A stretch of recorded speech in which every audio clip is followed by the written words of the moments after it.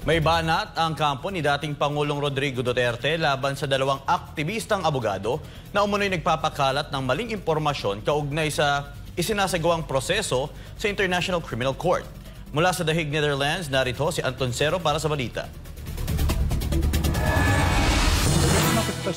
Matinding banat ang pinakawala ni Atty. Nicholas Kaufman, lead counsel ni dating Pangulong Rodrigo Duterte sa ICC laban sa mga abogado ng kabilang kampo, sina Atty. Joel Butuyan at Atty. Cristina Conti dahil umano sa sinadyang pagpapakalat ng mga maling impormasyon sa publiko at media kaugnay sa isinasagawang proseso ng International Criminal Court. Giit ni Kaufman, hindi kailanman tinanggihan ng ICC ang mungkahi ng depensa hingil sa mas mahigpit na verification ng mga umano'y biktima ng kampanya kontra droga. Nilinaw niyang ito ay isang recommendation lamang na ipinabot sa Victims Participation and Reparation Section o VPRS at hindi formal na petisyon o kahilingang iniharap sa mga hukom ng ICC. Ang nilalaman ng mungkahi, gamitin ang parehong pamantayan ng Social Security System sa Pilipinas na nangangailangan ng mga lehitimong government-issued IDs tulad ng National ID o pasaporte bilang basihan sa verifikasyon ng mga lehitimong biktima upang matiyak ang integridad at kredibilidad ng mga isinampang reklamo.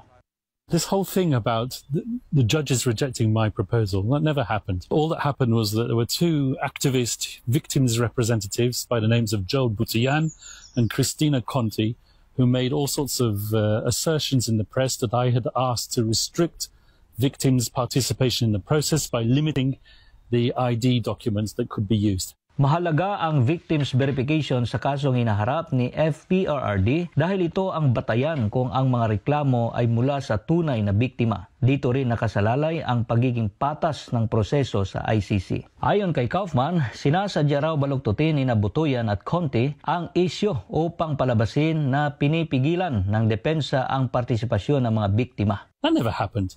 All I was doing was I was relying on what the Philippine social security system requires for ID to be verified in the Philippines. So this is not a question of the judges rejecting something that the defense asked for.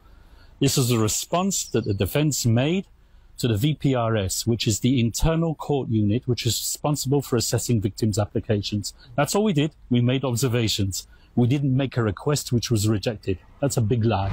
Si Atty. Kaufman ay isang British-Israeli barrister na may malawak na karanasan sa international criminal defense. Sa kanyang mahabang track record, ilang mga opisyal ng gobyerno mula sa iba't ibang bansa ang kanyang naipagtanggol sa mga international na tribunal. Patunay ng kanyang husay at kredibilidad sa pandaigdigang entablado ng hustisya. Sa kabila nito, iginiit ni Kaufman na sina Atty. Joel Butuyan at Atty. Cristina Conti ay wala pang formal na pagkilala mula sa ICC bilang opisyal na kinatawan ng mga biktima. Binigyang diin niyang ang tanggapan lamang ng Office of Public Counsel for Victims or OPCV ang tanging may mandato at otoridad na kumakatawan sa mga biktima sa mga kasong dinidinig ng International Criminal Court.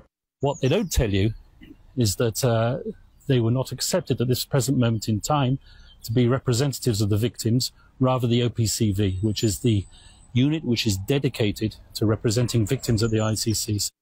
Kwenisyon naman ni Kaufman ang ating pamahalaan kung bakit hinayaan si dating Pangulong Rodrigo Duterte na madala sa ICC, gayong gumagana naman ang justice system sa bansa.